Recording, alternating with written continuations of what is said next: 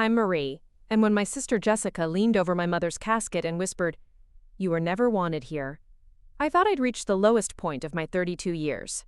But 3 hours later, when the lawyer read Mom's will in front of our entire family, Jessica's smirk vanished so completely I almost felt sorry for her. Almost. Have you ever been made to feel invisible your entire life, only to discover you were the one person who mattered most? Before we jump back in, tell us where you're tuning in from, and if this story touches you, make sure you're subscribed, because tomorrow, I've saved something extra special for you. The morning of Mom's funeral started like every other family gathering in the Thompson household had for the past decade.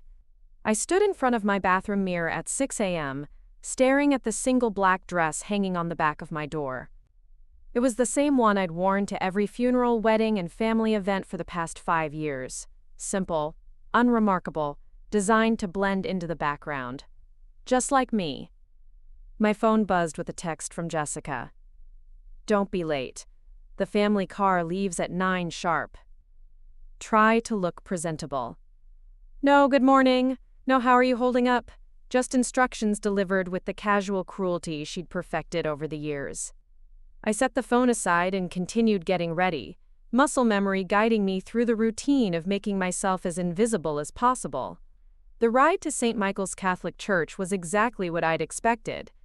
Jessica sat in the front passenger seat next to her husband, Dr. Michael Crawford, their twin daughters Emma and Sophie, perfectly dressed in matching navy dresses that probably cost more than my monthly grocery budget. Dad occupied the driver's seat, his shoulders rigid with the kind of grief that manifests as anger. I sat alone in the back, watching familiar neighborhoods blur past the window. "I still can't believe she's gone," Jessica said, her voice carrying that performative sadness she'd mastered for public consumption. "At least she got to see me settled with a good family before she passed. That brought her so much peace." The implication hung in the air like smoke. Unlike me, the perpetual disappointment. The daughter who'd chosen social work over medical school, who lived in a cramped apartment instead of a suburban mansion, who at 32 remained stubbornly single despite Dad's constant hints about grandsons and family legacy. "Marie," Dad's voice cut through my thoughts. "You'll sit in the second row during the service. The first row is for immediate family." I blinked, certain I'd misheard. "I am immediate family, Dad." "You know what I mean," he replied, eyes meeting mine in the rearview mirror. "Jessica and Michael, the girls. People need to see the family that Patricia was proudest of." The words hit like a physical blow, but I'd learned long ago not to react. Instead, I nodded and turned back to the window, swallowing the familiar taste of exclusion. This was nothing new. At Jessica's wedding, I'd been seated at the cousins' table. At the twins' baptism, I'd been asked to take photos instead of participating in the ceremony. At every holiday gathering, I was the afterthought, the one who could be excluded from family photos without anyone noticing. St. Michael's was already crowded when we arrived, the parking lot filled with luxury cars that reflected the social circle Mom had cultivated over the years. The Crawford family emerged from our sedan like royalty, Jessica's perfectly styled blonde hair catching the morning sunlight, her designer black dress fitted to perfection. The twins flanked her like little angels, their resemblance to their mother striking enough to draw admiring glances from the gathering mourners. I followed several steps behind, invisible as always. Inside the church, the casket sat surrounded by elaborate flower arrangements, each one more expensive than my monthly rent. Jessica had handled all the funeral preparations, naturally. She had the connections, the taste, the financial means, to give Mom the kind of send-off that would impress their social circle. As mourners filed past the casket to pay their respects, I hung back, watching the theater unfold. Colleagues from Dad's accounting firm, neighbors from their upscale subdivision, members of Mom's book club and garden society. All the right people saying all the right things to the right family members. Preparing and narrating this story took us a lot of time, so if you are enjoying it, subscribe to our channel. It means a lot to us. Now, back to the story. Jessica graciously accepted condolences, dabbing her eyes with a lace handkerchief at perfectly timed intervals. When my turn came to approach the casket, I felt Jessica's presence beside me like a storm cloud. Mom looked peaceful, her silver hair styled the way she'd worn it for as long as I could remember, her hands folded over the pearl necklace Dad had given her for their 25th anniversary. The same necklace Jessica had already claimed as her inheritance, naturally. "She looks beautiful," I whispered, placing my hand gently on the polished wood. Jessica leaned closer, her voice so low only I could hear. "You were never wanted here, you know. She told me once that having you was the biggest mistake of her life. You've been nothing but a disappointment since the day you were born." The words hit with surgical precision, designed to wound in a way that would leave no visible mark. I felt my knees weaken, my breath catch in my throat. But before I could respond, Jessica straightened up, her public face sliding back into place like a mask. "Come along, Marie," she said loud enough for nearby mourners to hear. "Let's find our seats."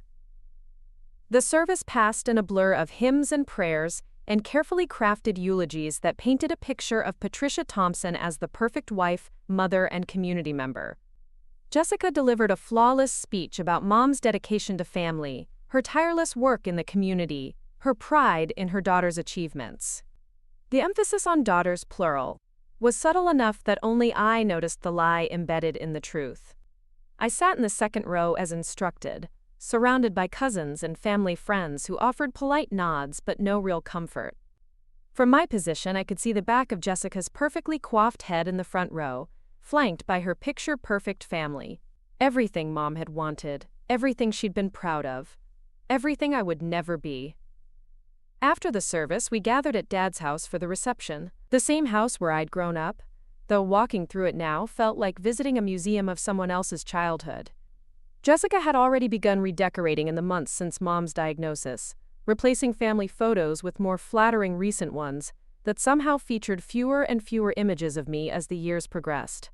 The house filled with the same crowd from the church, plus additional neighbors and acquaintances, who came to pay their respects. I helped serve coffee and arrange food platters, grateful for tasks that kept me busy and relatively invisible.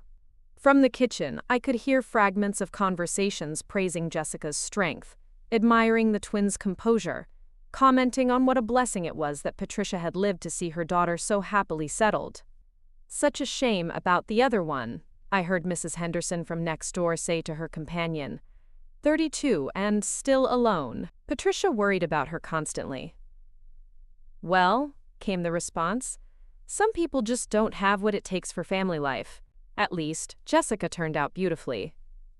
I focused on arranging cookies on a serving tray, my hands steady despite the familiar ache in my chest. This was nothing new. I'd been the subject of such conversations my entire adult life. The daughter who disappointed everyone by choosing service over success, meaning over money, purpose over prestige.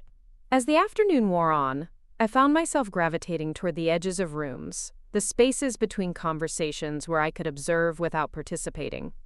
Dad held court in the living room, sharing stories about Mom's final months that somehow managed to exclude any mention of my visits to the hospice.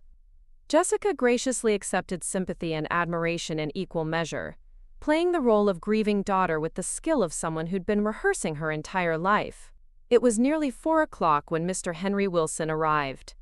I recognized him immediately as Mom's lawyer, though I'd only met him once before, years ago when Mom had updated her will after Dad's minor heart attack. He was a distinguished man in his 60s, silver-haired and serious, carrying a leather briefcase that suggested important business. Jessica greeted him at the front door with the same gracious smile she'd been wearing all day. "Mr. Wilson, thank you so much for coming. I know Mom would have appreciated your presence." "My condolences, Jessica," he replied, his voice carrying a formality that seemed to add weight to the moment. "Patricia was a remarkable woman. I wonder if we might gather the immediate family for the reading of her will. I know it's been a difficult day, but there are some time-sensitive matters we need to address." Jessica's smile flickered slightly. "Of course. Let me gather everyone. The study would be perfect for privacy." As Jessica rounded up Dad and the relevant family members, I began clearing dishes from the dining room, assuming my usual role as background support. I was loading coffee cups onto a tray when Mr. Wilson approached me. "Marie," he said, his voice gentle but firm, "I'll need you in the study as well." I looked up, surprised. "Oh, I don't think that's necessary. I'm sure Jessica can handle whatever Mom left me. Probably just some jewelry or photo albums." His expression was unreadable. "I'm afraid I must insist. Your presence is required." Something in his tone made me set down the coffee cups and follow him toward the study. Jessica was already seated in Dad's leather chair behind the mahogany desk, Michael standing supportively behind her. Dad occupied one of the two chairs facing the desk, leaving the other for me. The symbolism wasn't lost on anyone in the room. Jessica in the position of authority, me as supplicant. Mr. Wilson settled into the remaining chair, opening his briefcase with deliberate precision. He withdrew a thick document bound in blue legal backing, along with several manila envelopes of varying sizes. "Before we begin," he said, adjusting his reading glasses, "I want to express again my deepest condolences. Patricia was not only a client, but a friend, and her loss is felt deeply by many people whose lives she touched." Jessica nodded graciously. She certainly had a gift for bringing out the best in people. "Indeed she did." Mr. Wilson's eyes met mine briefly before returning to the document. "Now, as you know, Patricia updated her will several times over the years, most recently 6 months ago. What you may not know is that she also established a trust and made several other legal arrangements that will be relevant to today's proceedings." He cleared his throat and began reading. "I, Patricia Ann Thompson, being of sound mind and body, do hereby make this my last will and testament, revoking all previous wills and codicils made by me."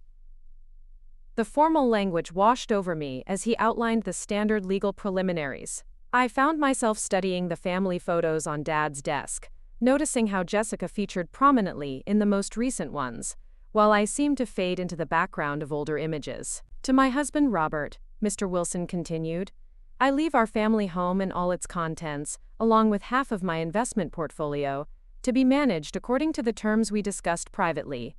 Dad nodded, his expression revealing no surprise. This was expected, standard. "To my daughter Jessica, I leave my jewelry collection, including my grandmother's diamond ring and the pearl necklace Robert gave me for our anniversary, along with 25% of my remaining investment portfolio." Jessica's smile was radiant. "Mom always said those pieces would come to me." "To my granddaughters Emma and Sophie Crawford, I establish educational trusts to be managed by their parents until they reach the age of 25. Michael squeezed Jessica's shoulder, both of them clearly pleased with these provisions. Everything was going exactly as they'd expected, as they'd probably discussed and planned for months. Mr. Wilson paused, turning to a new page in the document. His expression shifted slightly, becoming more serious. "Now we come to the more complex provisions of Patricia's will."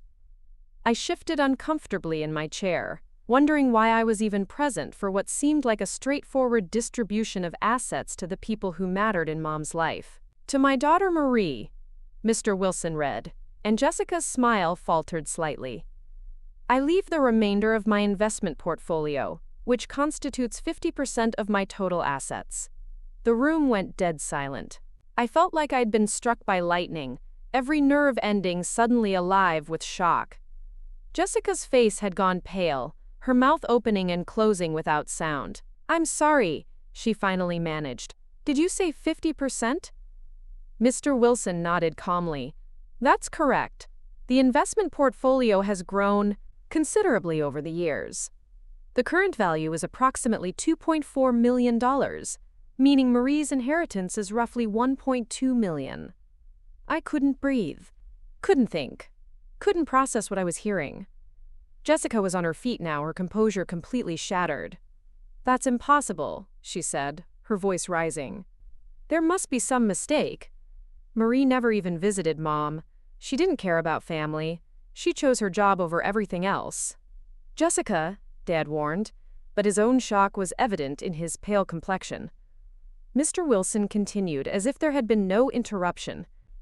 "Additionally, Marie inherits Patricia's shares in the Riverside Community Foundation, making her the majority stakeholder in an organization with assets exceeding $5 million. The words hit the room like grenades.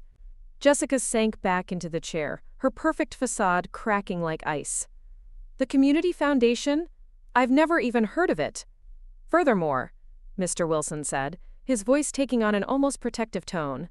Patricia has left detailed instructions regarding several ongoing charitable initiatives that Marie will now oversee, along with a letter explaining her decision-making process. He reached into his briefcase and withdrew a sealed envelope with my name written in Mom's familiar handwriting. My hands shook as I accepted it, the paper feeling impossibly heavy. "This is insane," Jessica whispered, then louder. "This is absolutely insane. She must have been manipulated. Mom would never—" "Your mother was of completely sound mind when she made these decisions," Mr. Wilson interrupted firmly. "In fact, she anticipated there might be questions about her mental state, which is why she had a complete psychological evaluation conducted by Dr. Sarah Mitchell just 2 months ago. The results are part of the legal record." He withdrew another document from his briefcase. Patricia also left instructions for me to share some information that she felt the family should know. Jessica looked like she might faint. Dad had gone completely silent, his face gray with shock. Michael stood frozen behind Jessica's chair, his usual confident demeanor completely absent. "For the past 8 years," Mr. Wilson continued, "Patricia has been actively involved in charitable work throughout Riverside County. She established the community foundation with her own funds and has been working directly with social services, homeless shelters, and family support programs. She volunteered at the women's shelter every Tuesday. She funded a program that provides emergency assistance to families in crisis. She personally mentored dozens of young women transitioning out of foster care." I felt tears starting to form as the pieces began falling into place. Tuesday evenings when Mom said she was at book club. Weekend afternoons she claimed to be shopping or visiting friends. All those times, Jessica and Dad had dismissed her activities as typical housewife pastimes. "The reason Patricia became involved in this work," Mr. Wilson said, looking directly at me, "was because of conversations she had with Marie about the challenges facing vulnerable populations in our community. Marie's dedication to social work, her stories about the families she served, her passion for helping others inspired Patricia to take action." Jessica made a sound like a wounded animal. "That's not possible. Marie barely spoke to Mom about her job. We all thought it was just temporary, something she'd outgrow." "On the contrary," Mr. Wilson replied. Patricia kept detailed records of her charitable activities, including notes about how Marie's insights shaped her approach to community service. She was extraordinarily proud of the work Marie was doing and wanted to build on it in a way that would create lasting change. The room spun around me. I gripped the arms of my chair, trying to anchor myself to something solid as my entire understanding of my relationship with Mom shifted and reformed. Mr. Wilson reached into his briefcase one final time and withdrew a small digital recorder. Patricia also asked me to play a message she recorded specifically for this moment. He pressed play, and suddenly Mom's voice filled the room, clear and strong despite the cancer that had been ravaging her body. "If you're hearing this, it means I'm gone, and you're all learning things that might come as a surprise. I want you to know that every decision I made was deliberate and based on careful observation of who my daughters really are, not who I hoped they might become." Jessica's breathing had become shallow and rapid. Dad reached over and took her hand, but she pulled away. Mom's voice continued, "Jessica, you are beautiful and accomplished, and you've built a wonderful life for yourself and your family. You've always known how to succeed in the world as it is. But Marie, my dear Marie, has spent her entire adult life trying to change the world into what it should be." I pressed my hand to my mouth, tears flowing freely now. "Marie has never asked for recognition or praise. She's never expected inheritance or reward. She chose a profession that pays poorly because it pays in ways that money can't measure. She's devoted her life to serving others, often at personal cost, without ever seeking credit or acknowledgement." The recording paused, and I could hear Mom taking a careful breath before continuing. "I know Marie has felt invisible in this family, overlooked and undervalued. I know because I was watching, even when it seemed like I wasn't paying attention. I saw her come home exhausted from difficult cases, only to have her work dismissed as unimportant. I saw her achievements ignored while lesser accomplishments were celebrated. I saw her heart break a little more each time she was excluded or minimized." Jessica was crying now, But they weren't tears of grief. They were tears of rage and disbelief. I couldn't correct these injustices while I was alive without creating the kind of family conflict that would have hurt everyone. But I could ensure that my death would finally give Marie the recognition and resources she deserves. The money isn't a reward, it's a tool. Marie will use it to continue the work we started together, to expand programs that change lives, to create opportunities for people who have been overlooked just as she has been. The recording ended, leaving the room in absolute silence except for Jessica's ragged breathing and my own quiet sobs. Mr. Wilson closed his briefcase with a decisive click. There are additional details to work out, documents to sign, accounts to transfer, but the essential facts are as I've presented them. Marie, I'll need to meet with you tomorrow to begin the transition process. I nodded, still unable to speak, still clutching Mom's letter against my chest. Jessica finally found her voice, though it came out as barely more than a whisper. How long have you known about this? Your mother asked me to prepare these documents 8 months ago. Mr. Wilson replied. She was very clear about her intentions and very thorough in her planning. 8 months, Jessica repeated, the words sounding hollow. She's been planning this for 8 months, and she never said anything. She said everything that mattered, I found myself saying, my voice stronger than I'd expected. I just wasn't listening the right way. I thought about all those Tuesday evenings when Mom would call me after her supposed book club meetings, asking detailed questions about my work, wanting to understand the challenges my clients faced. I thought about the time she'd shown unexpected knowledge about social services and community programs. I thought about her sudden interest in local politics and municipal budgets, questions that had seemed random at the time but now revealed a deeper purpose. Jessica turned to face me fully for the first time since the reading began. Her perfect composure was completely gone, replaced by raw emotion I'd never seen from her before. I don't understand, she said. You never even seemed to like her. You barely visited. You always acted like family was an obligation, not a priority. I thought she didn't want me here, I replied honestly. You made it very clear that I was the disappointment, the one who didn't measure up. I stayed away because I thought that's what everyone preferred. But she left you everything that mattered, Jessica said, her voice breaking. The money, the foundation, the real legacy. What does that make me? For the first time in my adult life, I felt sorry for my sister instead of intimidated by her. She'd built her entire identity around being the favored daughter, the successful one, the pride of the family. Now she was discovering that while she'd been performing the role of perfect daughter, I'd been unknowingly building the relationship that mattered most. It makes you someone who succeeded at being what everyone expected, I said gently. But I think Mom valued people who succeeded at being who they really were, even when nobody was watching.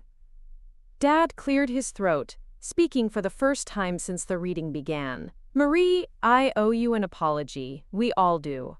Your mother saw something in you that we missed, and she was right to be proud of you. I looked at him, this man who'd raised me but never really known me, and felt a complex mix of sadness and forgiveness. She was proud of all of us, Dad. In different ways.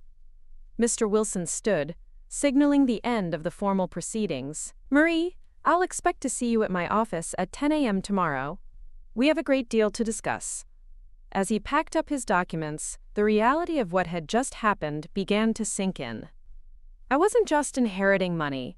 I was inheriting responsibility for continuing Mom's secret work, for expanding programs that helped people like the families I served every day in my job as a social worker. The room slowly emptied as people processed what they'd heard and seen. Michael guided Jessica out, whispering reassurances about their own financial security and the trust funds for the twins. Dad lingered, looking lost in his own house, struggling to reconcile this new information with 32 years of assumptions about his daughters. I remained in my chair, holding Mom's letter, finally understanding that I'd never been invisible to the person who mattered most. She'd been watching, listening, learning from me even as I'd felt ignored and undervalued by everyone else.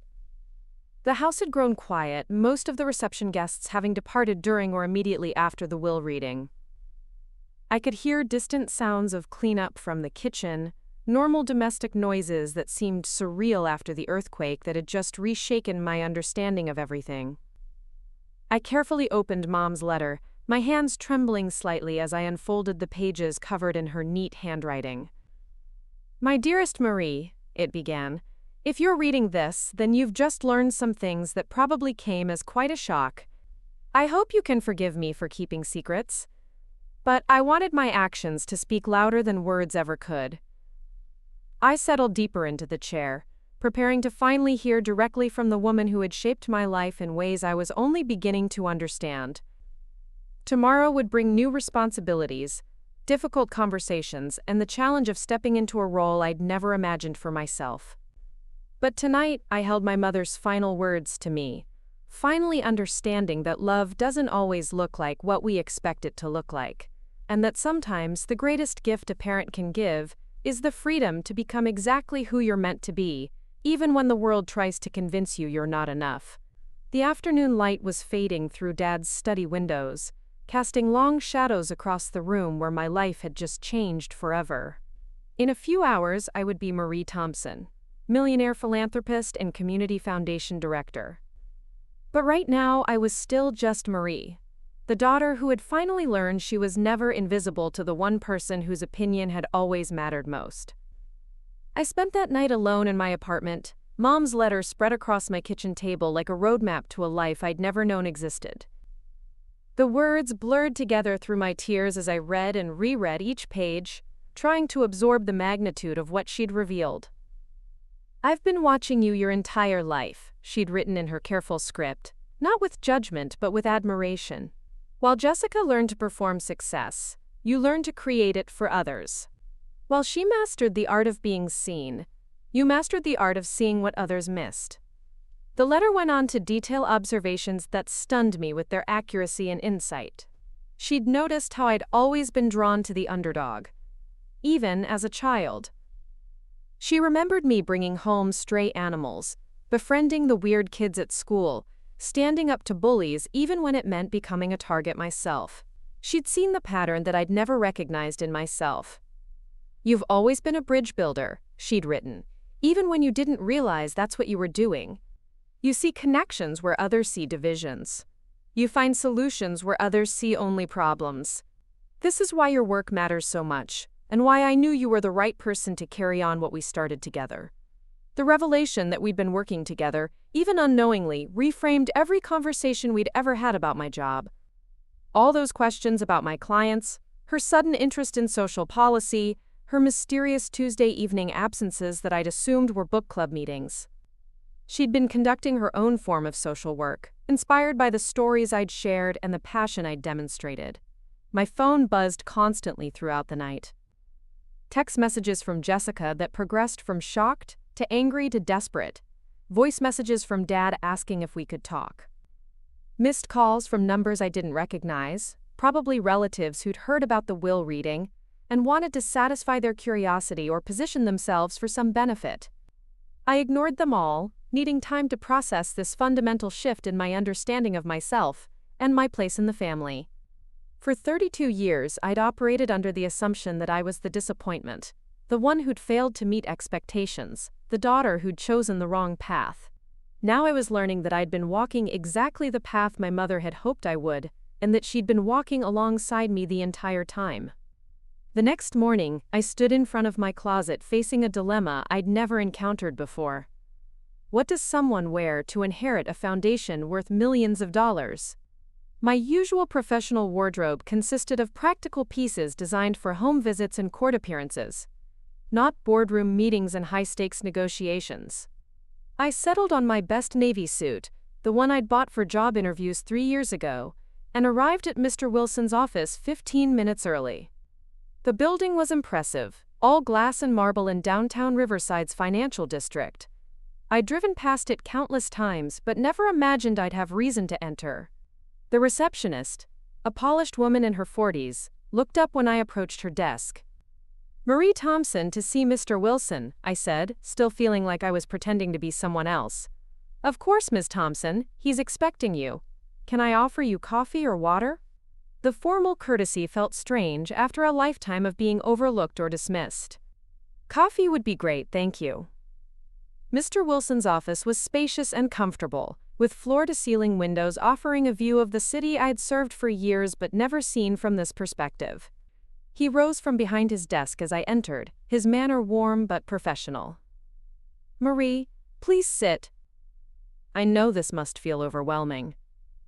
I accepted the coffee and settled into the leather chair across from his desk. That's an understatement. I keep expecting to wake up from some elaborate dream. He smiled, the expression transforming his serious features. "I understand the feeling. Your mother was quite remarkable, you know. In all my years of practice, I've never worked with someone who approached philanthropy with such strategic thinking and genuine compassion." He opened a thick file folder and withdrew several documents. "Before we discuss the financial aspects, I want to show you something that might help you understand the scope of what your mother accomplished." The first document was a detailed report on the Riverside Community Foundation's activities over the past 8 years. I scanned the pages, my eyes widening at the numbers. Emergency housing assistance for over 200 families. Job training programs that had helped nearly 300 people find stable employment. Educational scholarships for first-generation college students.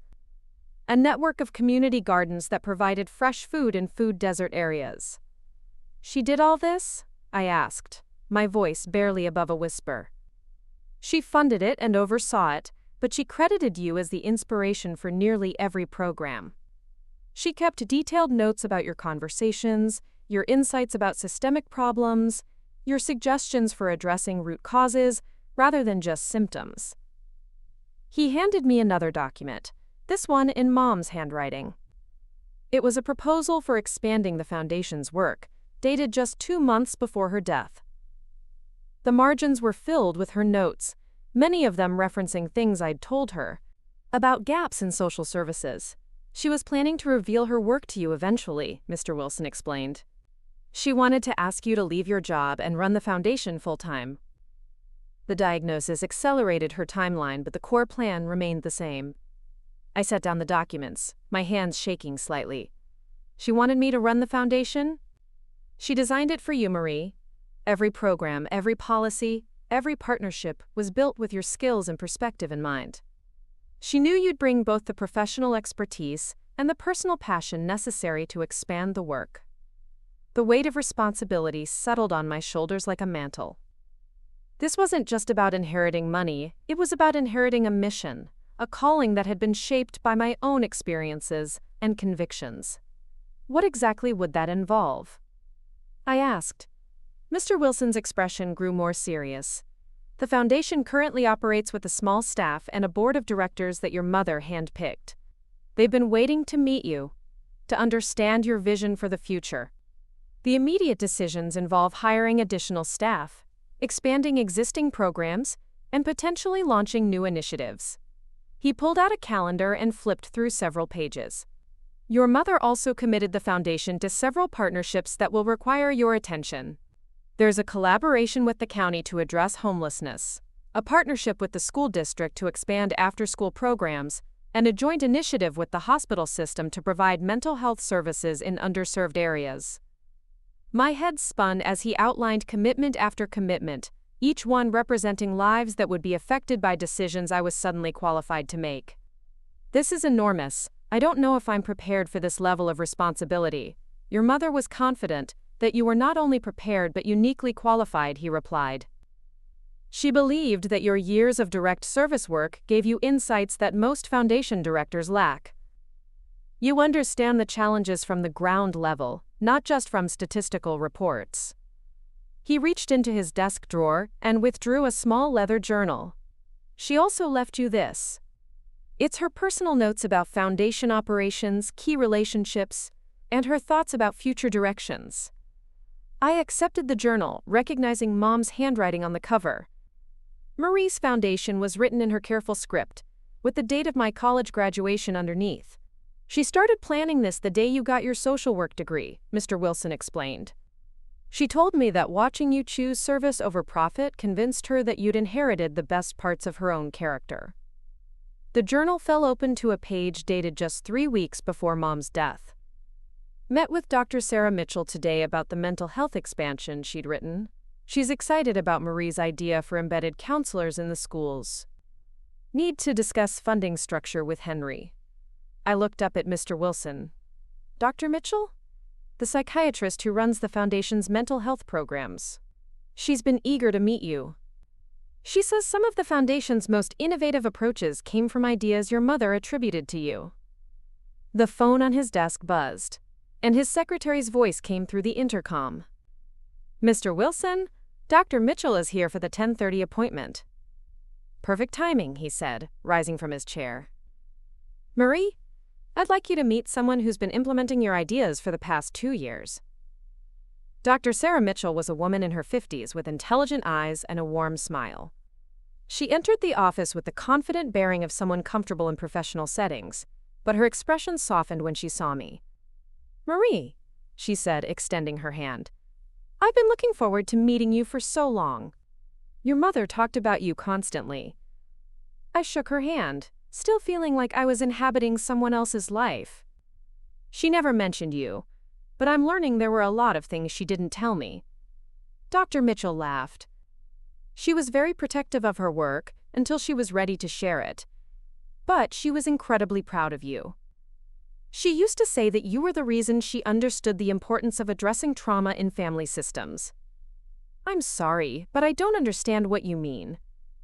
The conversation you had with her about intergenerational poverty, about how trauma gets passed down through families if it's not addressed. That insight became the foundation for our family therapy programs. I vaguely remembered a dinner conversation 2 years ago where I'd been frustrated about a case involving 3 generations of women trapped in cycles of abuse and poverty. I'd talked about how individual therapy wasn't enough, that you had to address the family system to create lasting change. You remember that conversation? Dr. Mitchell asked, noting my expression. I remember being upset about a case and probably talking too much during dinner. I didn't realize she was really listening. She was always listening, Dr. Mitchell said gently. She took notes after every conversation you had about your work. She said you saw patterns that others missed, connections that weren't obvious to people who only looked at problems from a policy perspective. Mr. Wilson returned to his desk, allowing Dr. Mitchell to settle into the chair beside mine. Sarah has been instrumental in developing the Foundation's approach to community mental health.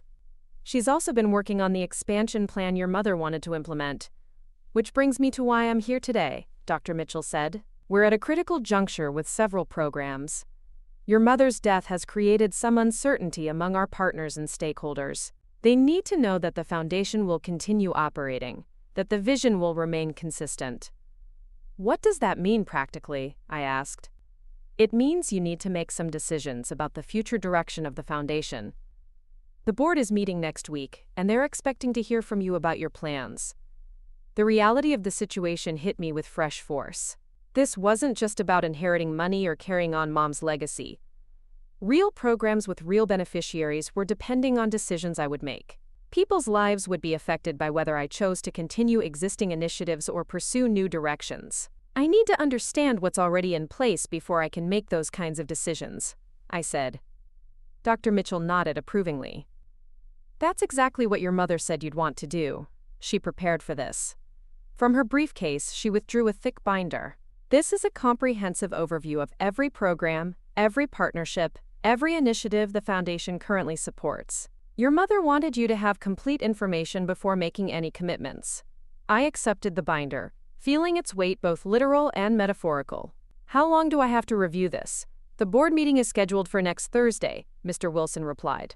That gives you 6 days to familiarize yourself with the Foundation's operations and decide how you want to proceed. 6 days to learn 8 years of work? 6 days to decide if you want to continue 8 years of work, Dr. Mitchell corrected.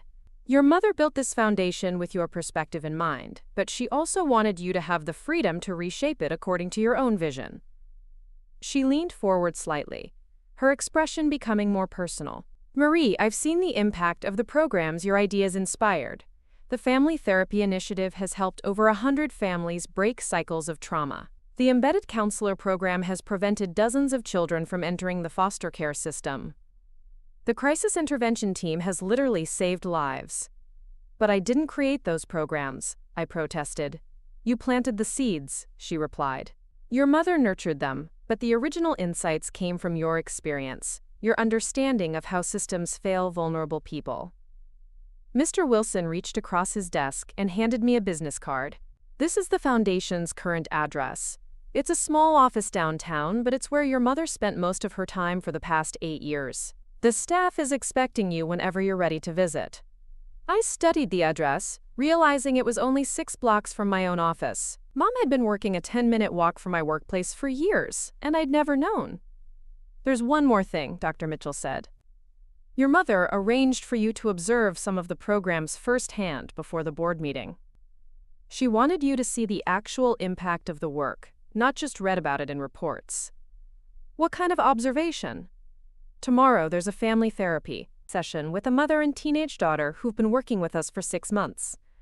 The case has similarities to some of the situations you've described to your mother. She thought you'd be interested in seeing how the therapeutic approach has evolved. I felt a flicker of professional curiosity. What kind of similarities? Intergenerational trauma, cycles of poverty, a daughter who's been parentified, and a mother who's struggling with untreated depression. The kind of complex family dynamics that require both individual and systemic intervention. This was exactly the type of case that kept me awake at night, the kind of situation where traditional social work approaches felt inadequate. If Mom had developed programs that were actually effective with these families, I needed to understand how they worked. I'd like to observe that session, I said. Dr. Mitchell smiled. I was hoping you'd say that. We'll meet at the community center at 2 o'clock tomorrow afternoon. As our meeting concluded, I found myself holding multiple appointments, documents, and commitments that would have seemed impossible just 24 hours earlier. The foundation office visit was scheduled for later that afternoon. The family therapy observation was set for tomorrow. The board meeting loomed at the end of the week. Marie, Mr. Wilson said as I prepared to leave, there's something else I want you to know. Your mother was very specific about one thing. She didn't want you to feel obligated to continue the foundation if it's not what you truly want to do. What would happen if I decided not to take it on? The assets would be transferred to existing charitable organizations according to a secondary plan she established. The programs would continue but under different management. Her primary hope was that you'd want to build on what she started, but she also wanted you to have a choice. I nodded, appreciating the escape route even as I felt increasingly drawn to the responsibility. Thank you for making that clear. Your mother understood that authentic commitment produces better results than obligation, he replied. She wanted you to choose this work the same way you chose social work, because it aligned with your values and your vision for making a difference. As I left his office, I realized that Mom had given me something more valuable than money or recognition. She'd given me validation that my life's work mattered, that my perspective was valuable, that my commitment to service was both seen and appreciated. The foundation office was housed in a modest building in downtown Riverside, the kind of space that prioritized function over form. As I climbed the stairs to the second floor, I could hear the sounds of a busy workplace, phones ringing, keyboards clicking, voices engaged in animated conversation. The receptionist, a young woman with bright eyes and a welcoming smile, looked up as I entered. You must be Marie. I'm Carmen, and I've been so excited to meet you. Mrs. Thompson talked about you all the time. She did? Oh yes, she was so proud of your work with families in crisis. She said you had insights that helped shape some of our most effective programs. Carmen led me through a modest but well-organized office space. 3 staff members worked at desks arranged in an open floor plan. Their workspace efficient but comfortable. Framed photos on the walls showed families, children, and community events that I assumed were connected to foundation programs. This is Angela, our program coordinator, Carmen said, introducing me to a woman in her 30s with the competent bearing of someone who managed multiple projects simultaneously. Marie, it's wonderful to finally meet you, Angela said, rising from her desk. Your mother always said you were the inspiration behind our holistic approach to family services. I keep hearing that, but I'm not sure I understand what it means. Angela smiled. Would you like to see some of the programs in action? We have a job training session happening downstairs, and the community garden is just around the corner. For the next 2 hours, Angela walked me through the Foundation's various initiatives. The job training program occupied the building's ground floor, where 20 adults were learning computer skills and interviewing techniques. The instructor, a man named David who'd been unemployed for 2 years before joining the program, had been hired as a peer counselor after completing the training himself. Mrs. Thompson believed in hiring people who'd been through the programs, Angela explained as we watched David work with a group of trainees. She said lived experience was just as valuable as formal credentials. The community garden stretched across a vacant lot that had been transformed into productive growing space. Families worked side by side, tending vegetables and herbs while children played in a designated area. The garden provided fresh food for participants and surplus produce for the local food bank. This was inspired by your comment about food insecurity, Angela said. Your mother said you'd mentioned that many of your clients lived in food deserts, and that poor nutrition made it harder for families to address other challenges. I vaguely remembered a conversation about one of my clients, a single mother whose children were struggling in school partly because they weren't getting adequate nutrition. I'd been frustrated by the lack of accessible healthy food options in their neighborhood. She turned that into this entire program? She said you helped her understand that addressing root causes was more effective than treating symptoms. The garden provides food, but it also creates community connections and teaches life skills. As we returned to the office, I felt overwhelmed by the scope of what Mom had accomplished. Every program seemed to address a gap or challenge I'd encountered in my own work, but on a scale I'd never imagined possible. There's someone else I'd like you to meet, Angela said as we reached the office. Elena Rodriguez has been working with us for 3 years. She's one of our success stories, but she's also become one of our most effective advocates. Elena was a woman in her 40s with the kind of quiet strength that comes from surviving difficult circumstances. She worked at a desk near the window, surrounded by family photos and children's artwork that suggested the life she'd built for herself. Elena, Angela called, I'd like you to meet Marie Thompson, Patricia's daughter. Elena's face lit up with recognition and warmth. Marie, your mother talked about you so much. She was so proud of the work you do.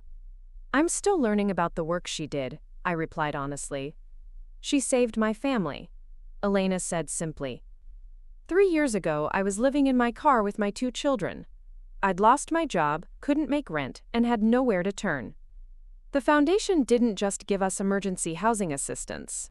They helped me get job training, therapy for my daughter who was struggling with the trauma of being homeless, and support to rebuild our lives. That's incredible, I said, genuinely moved by her story. But that's not the best part, Elena continued. Your mother hired me to work here once I got back on my feet.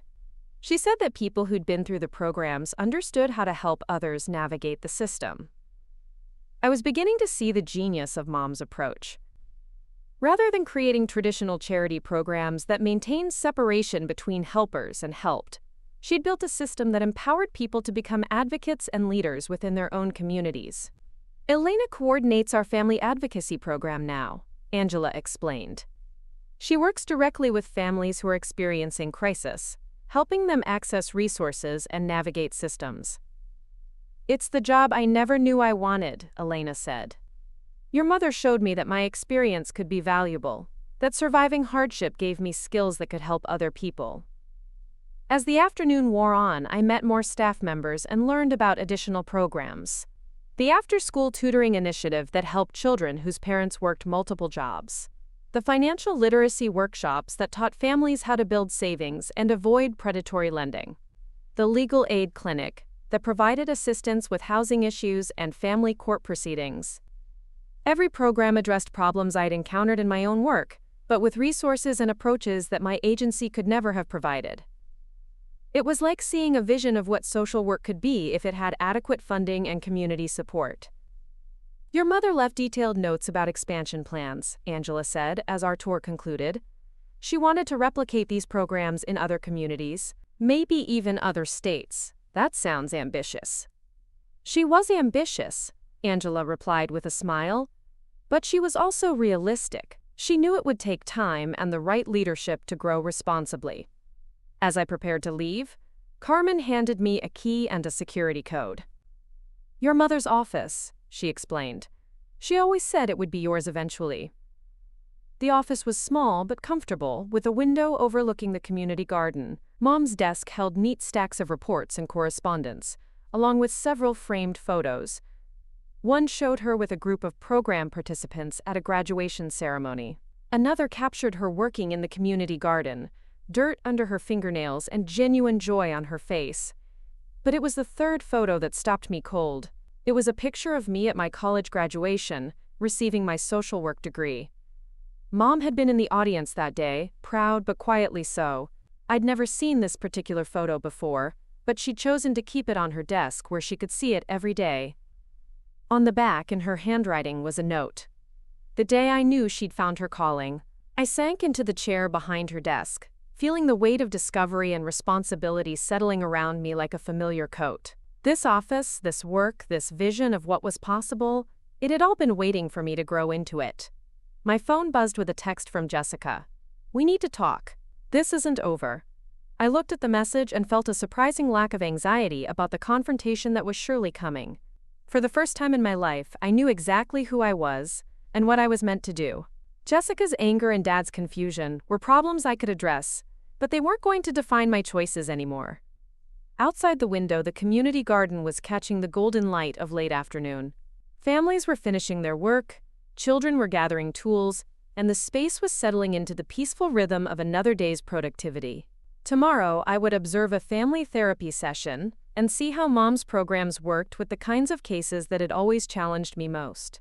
Next week, I would meet with a board of directors and present my vision for continuing and expanding the Foundation's work. But tonight, I would go home to my small apartment and read through Mom's journal, learning about the woman who had been building a legacy in my name while I thought I was invisible to her. The truth was more complex and more beautiful than I'd ever imagined. I hadn't been invisible. I'd been seen, heard, and valued in ways I'd never recognized. My mother had been listening to every story, absorbing every insight, and turning my frustrations into solutions that could help thousands of people. I locked the office door behind me and walked out into the evening air, feeling like I was stepping into a life I'd been preparing for without knowing it. The Foundation wasn't just Mom's gift to me, it was her recognition that I'd already been doing this work, just without the resources to do it at the scale that was needed.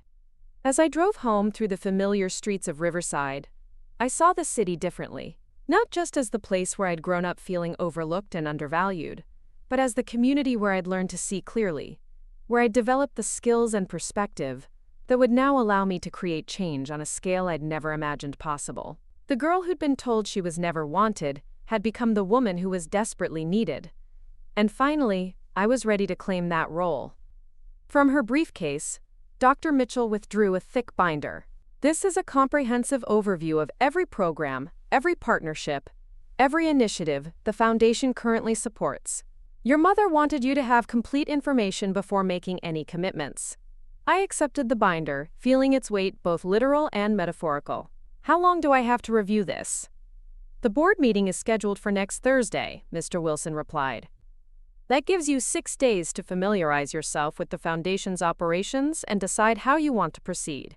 6 days to learn 8 years of work? 6 days to decide if you want to continue 8 years of work, Dr. Mitchell corrected. "Your mother built this foundation with your perspective in mind, but she also wanted you to have the freedom to reshape it according to your own vision." She leaned forward slightly, her expression becoming more personal. "Marie, I've seen the impact of the programs your ideas inspired. The Family Therapy Initiative has helped over 100 families break cycles of trauma. The Embedded Counselor program has prevented dozens of children from entering the foster care system. The Crisis Intervention Team has literally saved lives." "But I didn't create those programs," I protested. "You planted the seeds," she replied. "Your mother nurtured them, but the original insights came from your experience, your understanding of how systems fail vulnerable people." Mr. Wilson reached across his desk and handed me a business card. "This is the Foundation's current address. It's a small office downtown, but it's where your mother spent most of her time for the past 8 years. The staff is expecting you whenever you're ready to visit. I studied the address, realizing it was only 6 blocks from my own office. Mom had been working a 10-minute walk from my workplace for years, and I'd never known. There's one more thing, Dr. Mitchell said. Your mother arranged for you to observe some of the programs firsthand before the board meeting. She wanted you to see the actual impact of the work, not just read about it in reports. What kind of observation? Tomorrow, there's a family therapy session with a mother and teenage daughter who've been working with us for 6 months. The case has similarities to some of the situations you've described to your mother. She thought you'd be interested in seeing how the therapeutic approach has evolved. I felt a flicker of professional curiosity. What kind of similarities?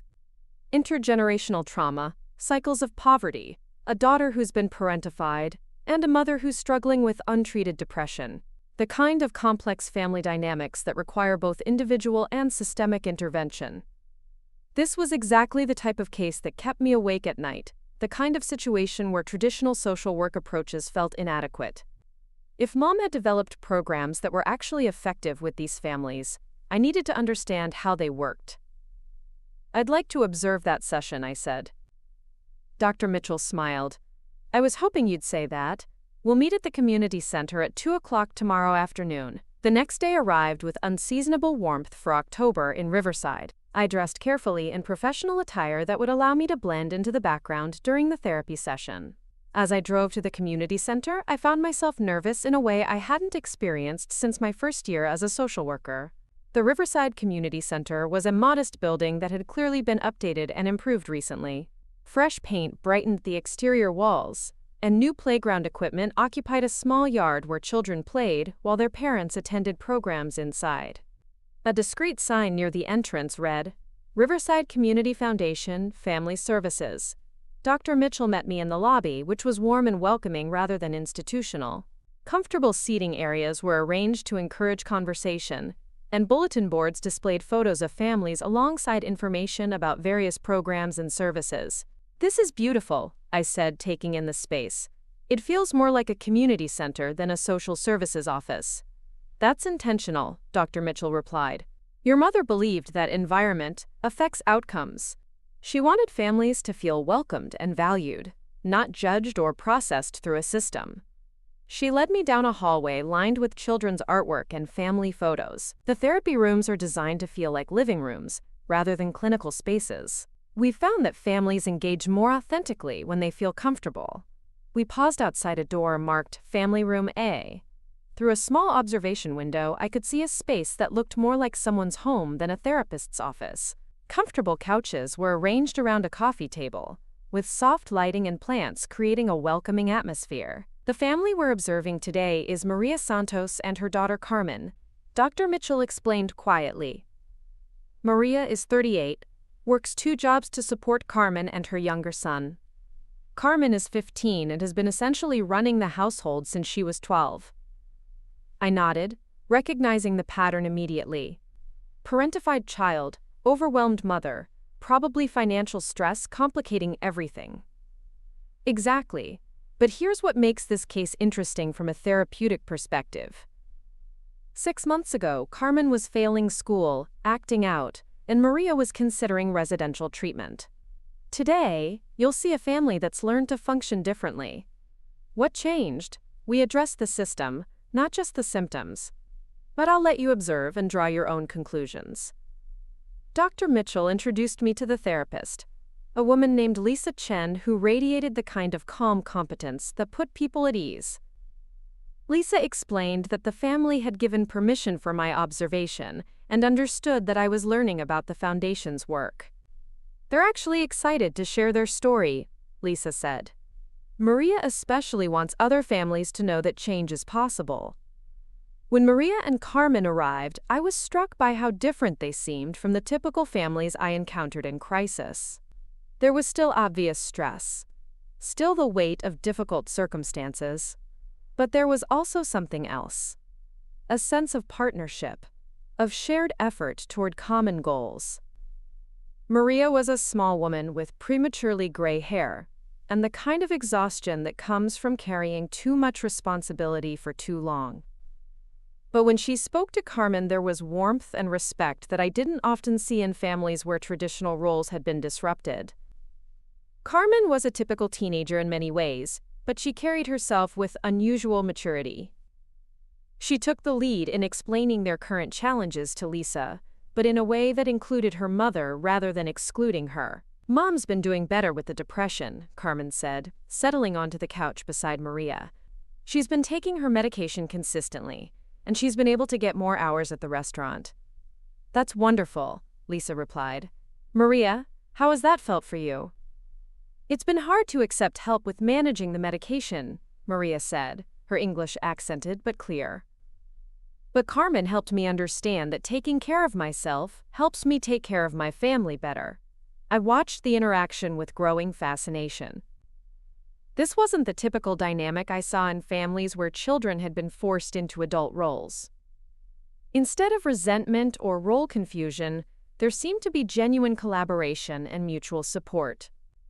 "Carmen, you mentioned last week that you were feeling stressed about school," Lisa said. "How are things going with that?" "Better," Carmen replied. "Since Mom's been more stable, I've been able to focus on my homework instead of worrying about whether she's okay when I'm at school." "And you've been working with the tutor we arranged?" "Yes, she's really good. She understands that I missed a lot of basics when I was too distracted to pay attention in class." Lisa turned to Maria. "How has it been for you to take back some of the responsibilities that Carmen had been handling?" "Scary at first," Maria admitted. "I felt like I had failed her by letting her take care of so much. But Carmen helped me see that we were both doing our best with a bad situation." "And now?" "Now I feel like I'm her mother again, not just someone she has to take care of." I found myself leaning forward, intrigued by the dynamic I was witnessing. This family had clearly developed new patterns of relating to each other, but they seemed healthier and more sustainable than what I typically saw. "Carmen, what's changed for you in terms of how you think about your role in the family?" "I learned that I can help without being responsible for everything," Carmen said thoughtfully. "I still help with my little brother and with household stuff, but it's different now. Mom is the parent, and I'm the kid who helps." "That's a significant shift," Lisa observed. "What made that possible?" "The family meetings," Maria said immediately. "Learning to talk about problems instead of just reacting to them." "And the practical support," Carmen added. "Having someone help Mom with medication management, having tutoring available, having the food assistance so we weren't always stressed about groceries." Lisa nodded. "Let's talk about the goals you set for yourselves at the beginning of this process. Maria, what were you hoping to achieve?" "I wanted to be a better mother," Maria said simply. "I wanted Carmen to be able to be a teenager instead of taking care of everyone." "And Carmen?" "I wanted to not feel scared all the time," Carmen replied. "Scared that Mom wouldn't be okay, scared that I couldn't handle everything, scared that we'd lose our apartment, or that my little brother would get taken away." "Where do you feel you are now in relation to those goals?" Maria and Carmen exchanged a look that spoke of shared understanding and mutual respect. "We're not perfect," Maria said. "I still have bad days with the depression, and sometimes I still rely on Carmen more than I should. But it's different now. We have a plan for those times." "I still worry sometimes," Carmen added, "but I don't feel like everything is my fault anymore. And I know that if Mom has a bad day, we have people we can call for help." As the session continued, I was struck by how different this approach was from traditional family therapy. Instead of focusing solely on emotional dynamics, Lisa addressed practical concerns like medication management, financial stress, and academic support. The family had been connected with concrete resources while also working on their relationship patterns. "What's been the most helpful part of this process for you?" Lisa asked. "Understanding that our problems weren't because we were bad people," Maria said. "Learning that depression and poverty create problems that need practical solutions, not just trying harder. For me, it was learning that I could help my family without sacrificing myself," Carmen said. "That boundaries actually make relationships better, not worse." After the session ended, Dr. Mitchell and I walked to a nearby coffee shop to debrief. I felt energized and intrigued by what I'd witnessed. "That was remarkable," I said as we settled at a quiet table. That family has made incredible progress. What did you notice that was different from traditional approaches? Dr. Mitchell asked. The integration of practical support with therapeutic intervention, I replied immediately. You addressed the environmental factors that were creating stress, while also working on the family dynamics. That's one of the insights your mother attributed to you, Dr. Mitchell said. The understanding that you can't separate emotional healing from practical stability. I thought about the countless families I'd worked with who'd struggled with similar issues. How many families are you currently serving with this model?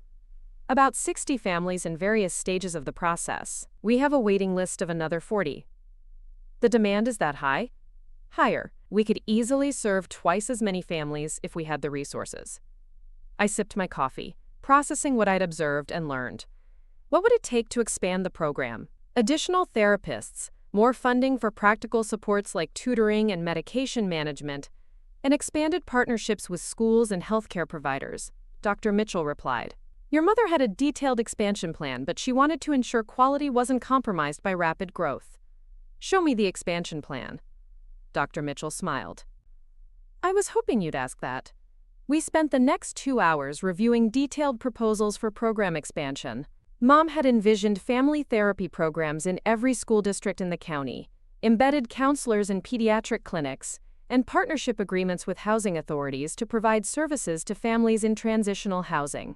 This is incredibly comprehensive, I said, reviewing the documentation. She really thought this through. She spent 3 years researching best practices and consulting with experts before finalizing these plans, Dr. Mitchell replied. She wanted to be sure that any expansion would maintain the quality and effectiveness of the original program. What would this cost to implement? Full implementation would require about $3 million over 5 years, but it could be phased in gradually. I stared at the numbers, realizing that Mom's bequest gave me the resources to fund this expansion and still have substantial assets remaining for other initiatives. Dr. Mitchell, can I ask you something personal? Of course. Why did you decide to work with the foundation? You could have a lucrative private practice or work for a major medical center. She considered the question carefully. I got into psychiatry to help people, but traditional mental health care often feels limited by insurance constraints and systemic barriers. Working with your mother's foundation allowed me to practice the kind of comprehensive, community-based mental health care I'd always envisioned.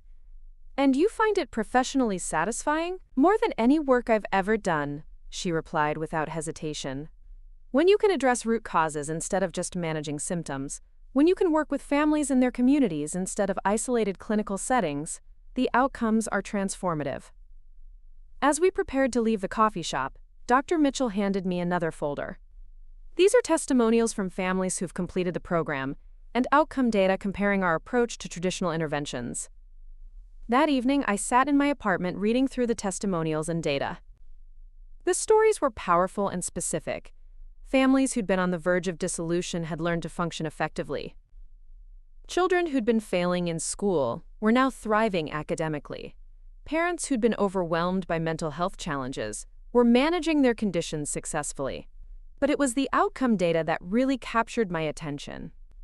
Families who participated in the Foundation's integrated approach showed significantly better outcomes than those who received traditional services. Lower rates of child welfare involvement, higher rates of academic success, improved mental health indicators for both parents and children. My phone rang, interrupting my review of the materials. It was Jessica, calling for the first time since the will reading. Marie, we need to talk, she said without preamble. I'm listening. This whole situation is insane. Mom clearly wasn't thinking clearly when she made these decisions. We need to contest the will. On what grounds? I asked calmly. Mental incapacity, undue influence, something. There's no way she would have left you everything if she'd been in her right mind. I felt a familiar tightness in my chest, the old pattern of shame and defensiveness that Jessica's dismissal usually triggered. But this time, something was different. I had evidence of my worth that she couldn't dismiss or diminish. Jessica, have you considered that maybe Mom knew exactly what she was doing? Don't be ridiculous. You're a social worker who lives in a studio apartment and drives a car that's older than some of your clients. What could you possibly offer a foundation? Experience working with the populations they serve, I replied. Understanding of how systems fail vulnerable people. Knowledge of what interventions actually work versus what looks good on paper. That's not real business experience, Jessica scoffed. Running a foundation requires financial management, strategic planning, board governance. You don't have those skills. You're right that I have a lot to learn, I admitted, but I have something that might be more valuable than business experience. Which is what? A calling to this work that goes beyond professional obligation. Jessica was quiet for a moment. Marie, I'm trying to protect you here. You're going to be in over your head. These people are going to take advantage of you. What people? The board members, the staff, the beneficiaries. They're going to see you as an easy mark, someone who doesn't understand how the world really works. I thought about the people I'd met over the past 2 days. Mr. Wilson, who'd been completely transparent about the foundation's operations. Dr. Mitchell, who'd spent hours educating me about the programs. Angela and Elena, who'd welcomed me with genuine warmth and enthusiasm. I appreciate your concern, I said carefully, but I think you're projecting your own assumptions onto the situation. What's that supposed to mean? You're assuming that because you see me as naive and incompetent, everyone else will too, but maybe the problem isn't with my capabilities. Maybe the problem is with your perception of them.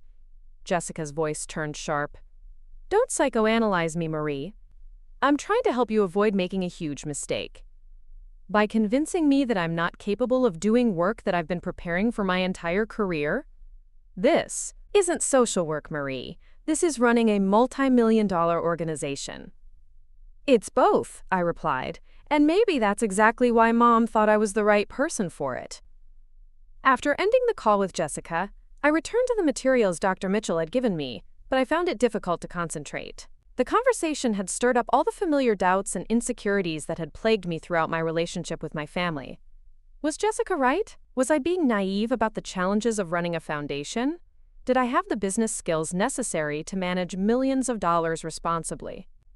I reached for Mom's journal and turned to a section I hadn't read yet. It was dated just 2 weeks before her death, and the handwriting was shakier than in earlier entries, evidence of her declining health. Had lunch with Marie today, she'd written. She told me about the Rodriguez family, how she'd been working with them for 2 years, helping them navigate housing issues, school problems, the mother's mental health challenges.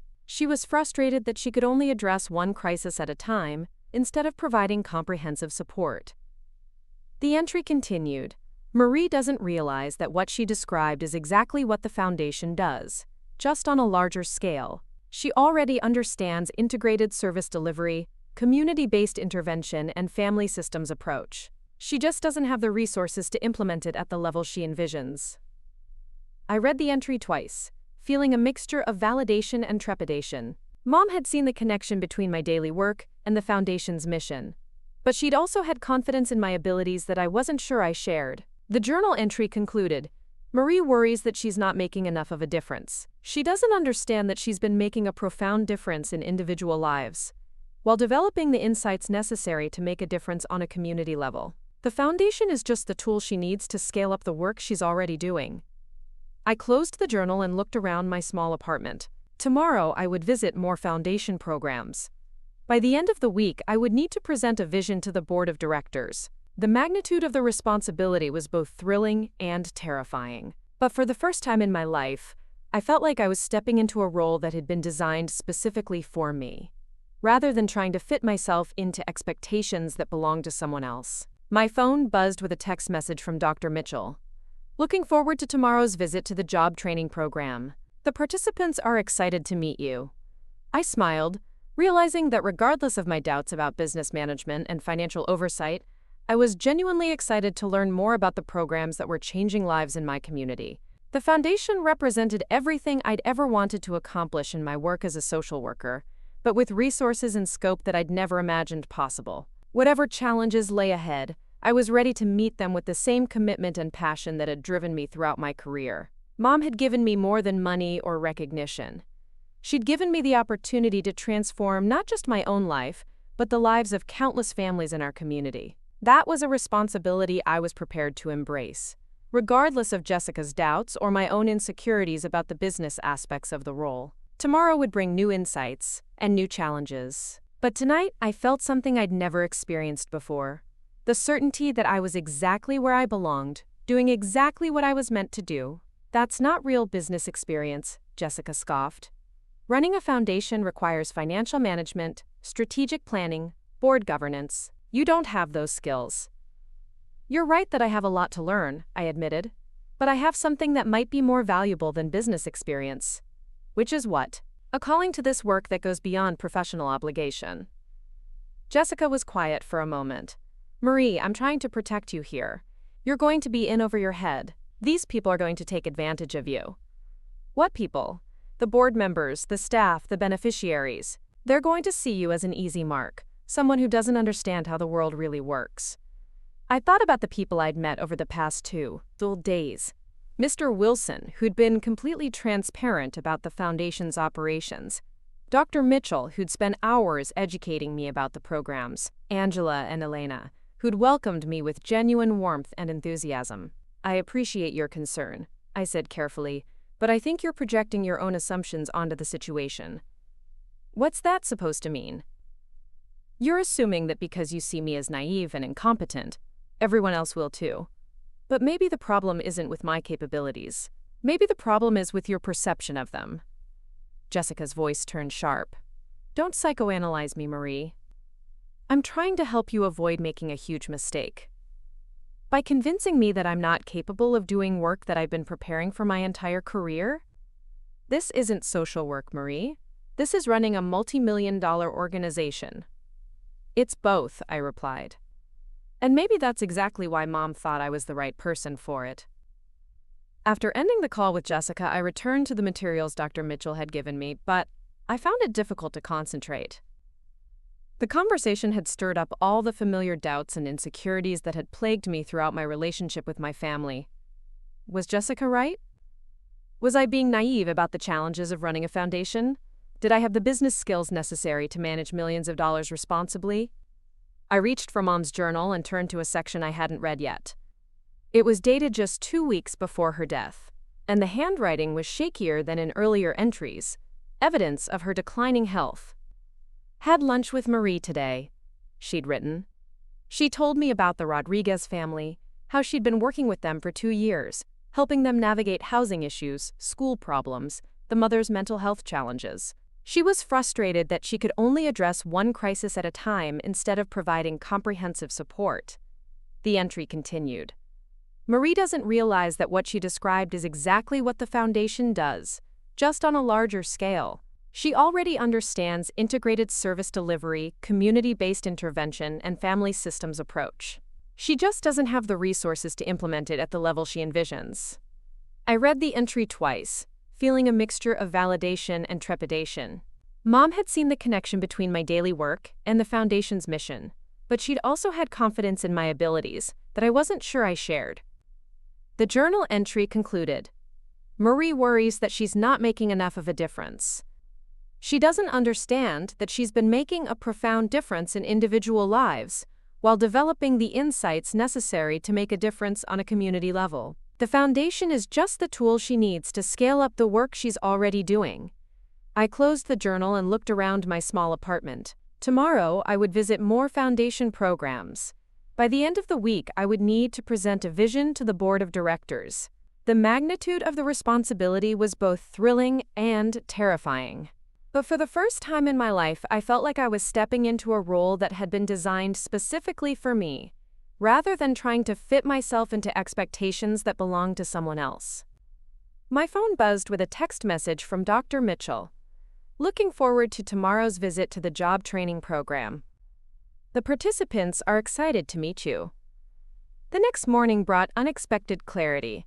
I woke with a sense of purpose that felt different from anything I'd experienced before. As I prepared for another day of learning about the foundation's work, I realized that my conversation with Jessica had actually strengthened my resolve, rather than undermining it. The job training facility was housed in a renovated warehouse on the edge of downtown Riverside. As I parked outside the building, I could see people arriving for what appeared to be the start of a workday. Men and women of various ages walked purposefully toward the entrance, carrying lunch bags and wearing the kind of practical clothing that suggested serious work ahead. Angela met me at the entrance, her enthusiasm evident, even at 8 in the morning. "You're gonna love this program," she said as we walked through the lobby. "It's one of our most successful initiatives, and it really showcases your mother's philosophy about empowerment versus charity." "What do you mean by that?" "You'll see. The program doesn't just provide job training. It creates pathways to sustainable employment and economic stability." The main floor of the building had been divided into several distinct areas. One section housed computer workstations where people practiced typing and navigated software programs. Another area contained equipment for learning basic maintenance and repair skills. A third space had been set up as a mock office environment where participants could practice interviewing techniques and professional communication. "The program runs for 16 weeks, Angela explained as we toured the facility. Participants spend 4 weeks on basic skills like computer literacy and financial planning, 8 weeks learning specific job skills based on their interests and local employment opportunities, and 4 weeks in job placement support." "What kind of placement rates do you achieve?" 87% of participants find employment within 6 months of completing the program, Angela replied proudly. "And 73% are still employed after 2 years. I was impressed by the statistics, but I was more interested in understanding the approach that made such outcomes possible. What makes this program different from other job training initiatives? Several things. First, we provide comprehensive support during training. Childcare, transportation assistance, basic health care, emergency financial support. People can't focus on learning new skills if they're worried about losing their housing or feeding their children. We paused to observe a group session where participants were practicing interview techniques. The instructor, a professional-looking woman in her 40s, was providing feedback that was both constructive and encouraging. Second, Angela continued, we partner directly with local employers who commit to hiring program graduates. This isn't theoretical job training. We're preparing people for specific positions that actually exist. How do you develop those employer partnerships? Your mother was brilliant at this. She approached it from a business perspective rather than a charity angle. She demonstrated to employers that our graduates were reliable, well-trained, and committed employees. She made hiring our graduates a smart business decision, not an act of charity. As we continued the tour, I met several program participants. Each had a different story, but common themes emerged. Most had experienced extended unemployment due to various challenges. Some had criminal records that made finding employment difficult. Others had been out of the workforce while raising children or caring for family members. Many had struggled with mental health issues, substance abuse, or housing instability. But what struck me most was the sense of purpose and hope I observed. These weren't people going through the motions of a program they didn't believe in. They were individuals who clearly saw the training as a pathway to meaningful change in their lives. "Tell me about the wraparound services," I said to Angela. "How comprehensive is the support?" "Everything that research shows affects employment stability," she replied. Healthcare access through our partnership with the Community Health Center. Mental health services through Dr. Mitchell's team. Financial counseling to help people manage money and build savings. Legal assistance for issues like expunging criminal records or resolving debt problems. "That must be expensive." "Less expensive than the alternative," Angela said matter-of-factly. "When you calculate the costs of ongoing unemployment benefits, emergency services, incarceration, and other systems interventions, the investment in comprehensive support pays for itself many times over." I was beginning to understand the sophisticated thinking behind Mom's approach to philanthropy. Rather than addressing symptoms with temporary assistance, she'd created programs that addressed root causes with sustainable solutions. "Can I talk to some of the participants?" I asked. "Of course. That's why we're here." Angela introduced me to a man named Robert who was in his second week of the program. He was probably in his 50s, with graying hair and the kind of weathered hands that suggested a lifetime of physical work. Robert was laid off from a manufacturing job 2 years ago, Angela explained. He's been struggling to find new employment because his industry has changed significantly. What are you hoping to achieve through this program? I asked Robert. Learn skills that employers actually want, he replied directly.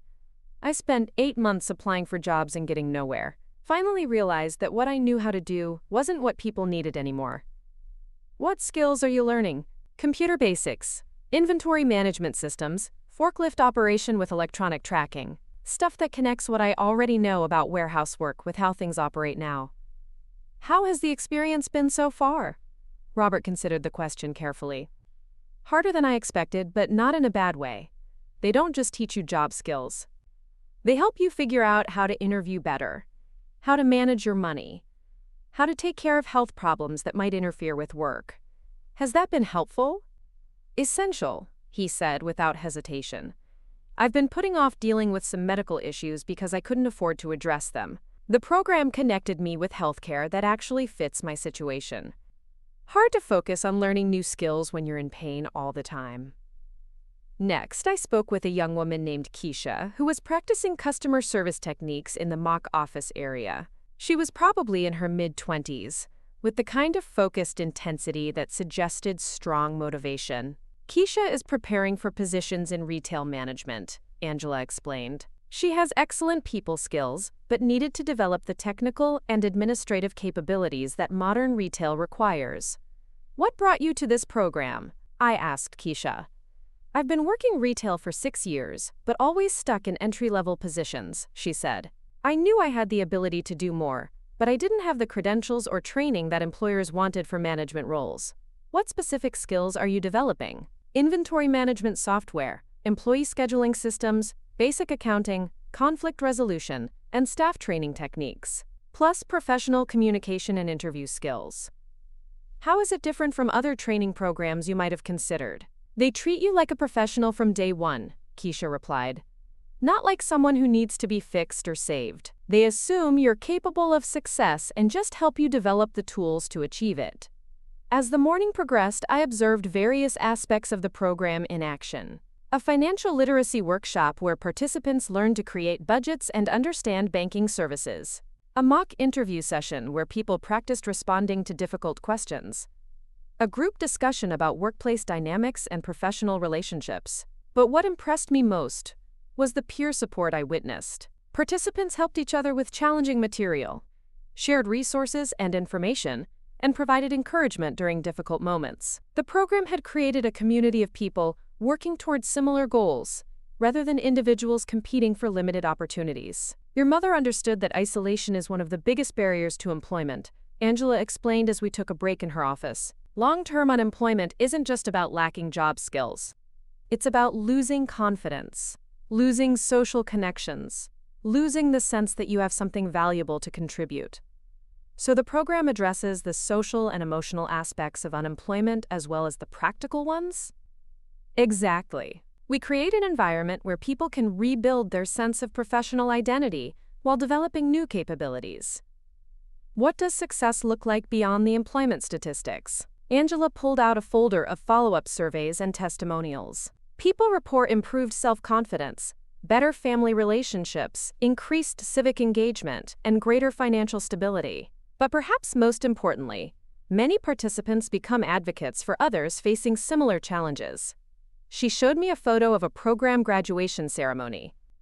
About 20 people in professional attire were receiving certificates, surrounded by family members and employer representatives. The expressions of pride and accomplishment were unmistakable. This was last month's graduating class, Angela said. 18 of the 20 participants had job offers before the ceremony. What happened to the other 2?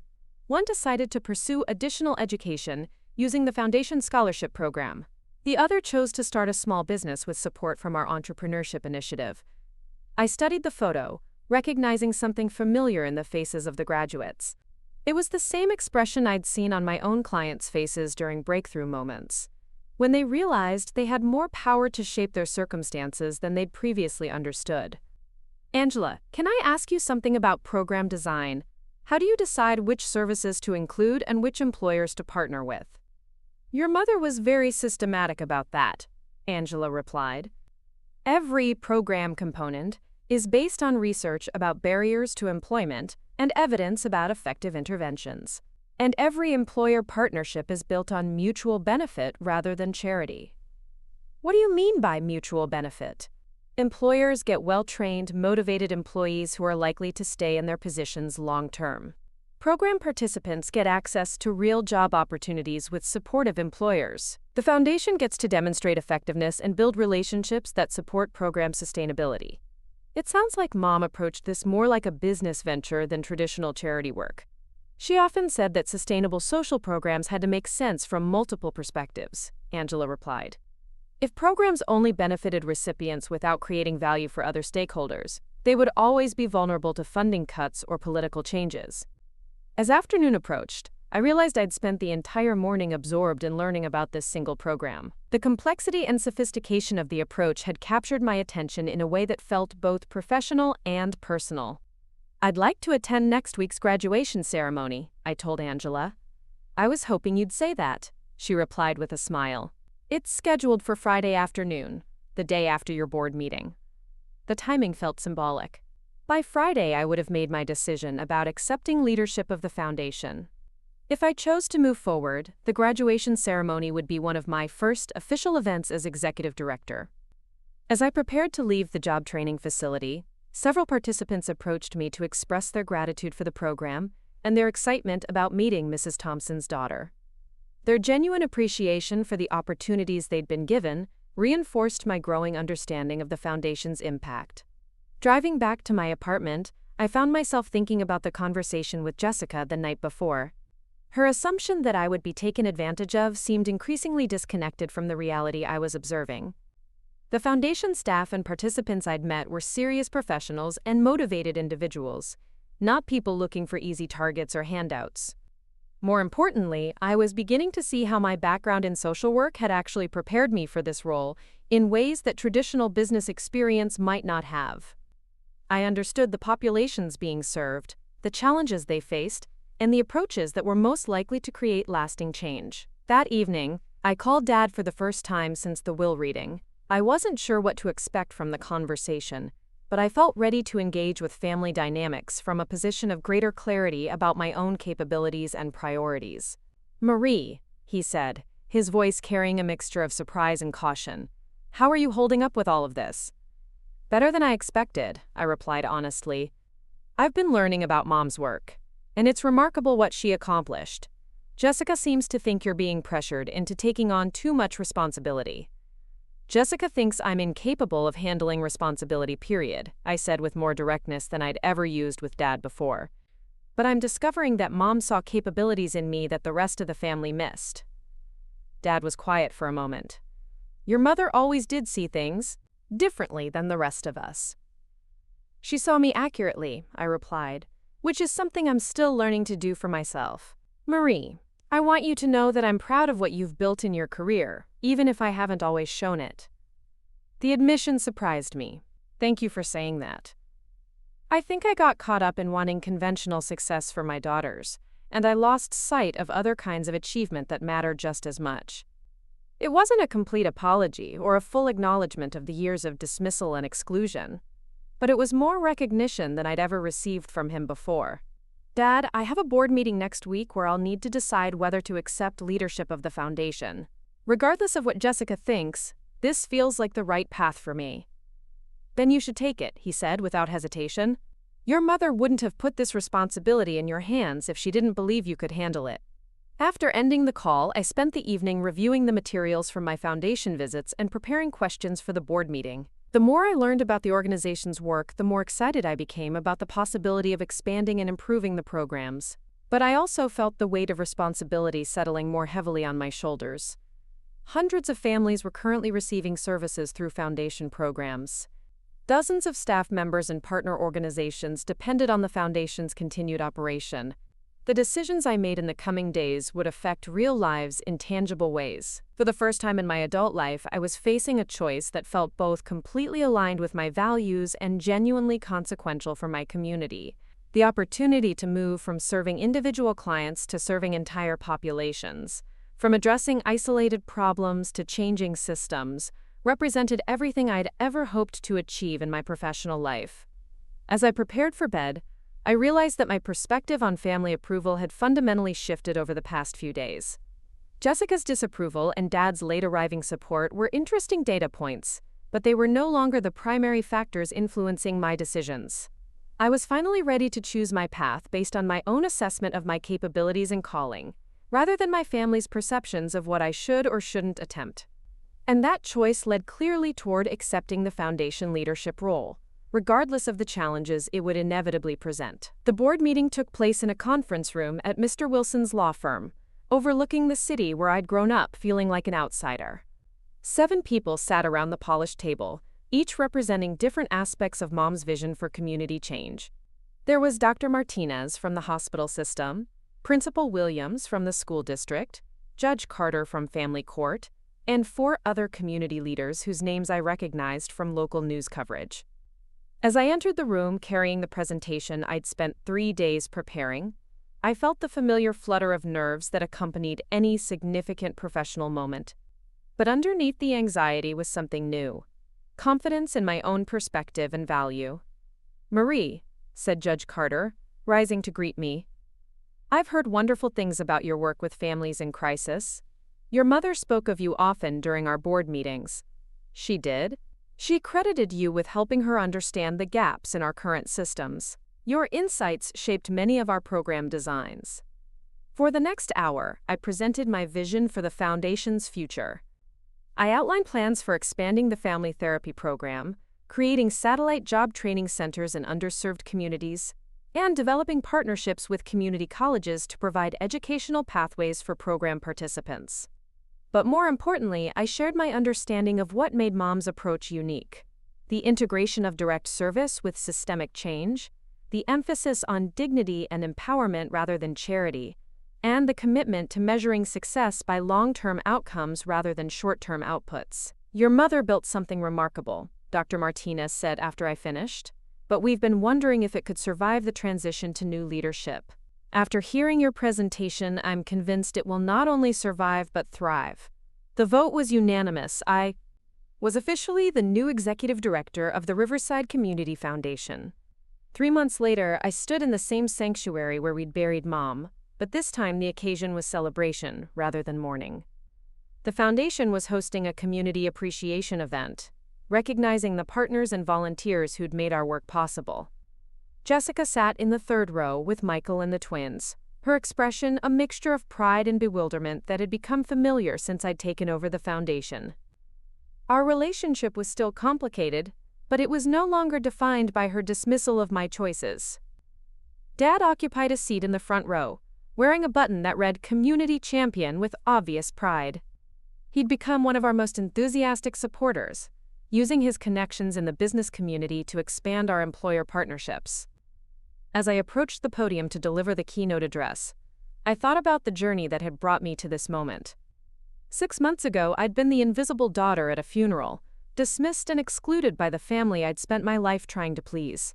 Tonight, I was leading an organization that served over 300 families annually and employed 25 staff members. But the real transformation wasn't in my title or responsibilities.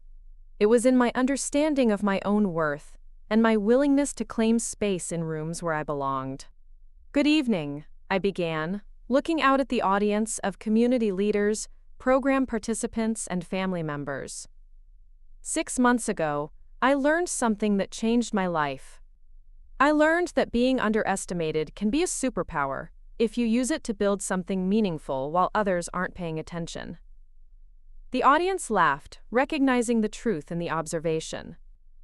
My mother spent 8 years building this foundation while most people, including her own family, thought she was just attending book club meetings and garden society events. She used their assumptions about her limitations to create something transformative without interference or judgment. I paused, seeing Mom's influence everywhere in the room. In the families whose lives had been changed by foundation programs. In the staff members who'd found their calling in service to others.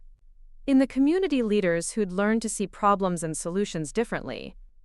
Tonight we celebrate not just the work we've accomplished, but the principle that guides everything we do. The belief that every person has untapped potential, and that the right support at the right time can unlock possibilities that change entire communities. As I spoke about our plans for expansion, our commitment to evidence-based practice, and our vision for systemic change, I felt the presence of everyone who'd believed in me when I couldn't believe in myself. Mom, who'd seen my calling before I recognized it. Mr. Wilson, who'd guided me through the transition with patient wisdom. Dr. Mitchell, who'd shown me how my insights could be scaled into community-wide interventions. But most of all, I felt the presence of the families we served, whose struggles and triumphs reminded me daily why this work mattered more than any personal recognition or family approval. After the event, as guests mingled over coffee and dessert, Jessica approached me with an expression I'd never seen before. "I owe you an apology," she said simply. "I was wrong about everything. About you. About your work, about what Mom saw in you. Thank you for saying that. I've been thinking about our conversation after the will reading. When you said I was projecting my assumptions onto the situation, you were right. I couldn't see your value because I was too invested in my own definition of success." We stood together in comfortable silence for a moment, watching program participants share their stories with board members and community leaders. "Marie," Jessica said finally, "I'm proud to be your sister. It was the validation I'd waited my entire life to hear, and it felt good to receive it. But I no longer needed it to know who I was or what I was capable of achieving." Later that evening, I sat in Mom's old office, now officially mine, reading thank you notes from families whose lives had been touched by foundation programs. A single mother who'd completed job training and found stable employment. A teenager who'd received counseling and was now thriving in college.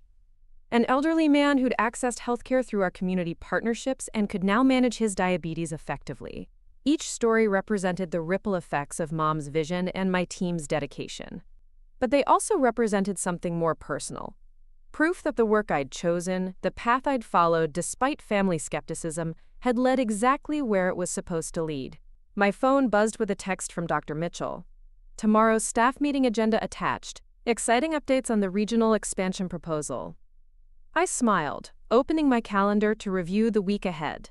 Board committee meetings, program site visits, partnership negotiations, and budget planning sessions. The work that had once seemed impossibly complex now felt like natural extensions of everything I'd been doing my entire career, just with better resources and broader impact. Outside my office window, the community garden was settling into evening quiet, the last families gathering their tools and heading home. In a few hours, the job training center would be preparing for another day of classes.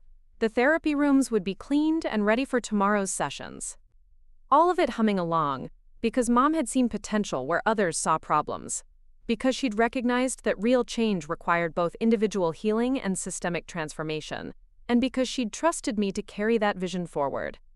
I locked the office door and walked out into the warm evening air, no longer the overlooked daughter searching for belonging, but a woman who'd found her calling and claimed her place in the work of building a better community for everyone who'd ever felt invisible or undervalued. The funeral that had begun with Jessica's cruel whisper had led to this, a life of purpose, impact, and authentic success that no one could diminish or take away. Sometimes the greatest gift isn't being wanted where you've always been, but discovering where you're truly needed. Up next, you've got 2 more standout stories right on your screen. If this one hit the mark, you won't want to pass these up. Just click and check them out.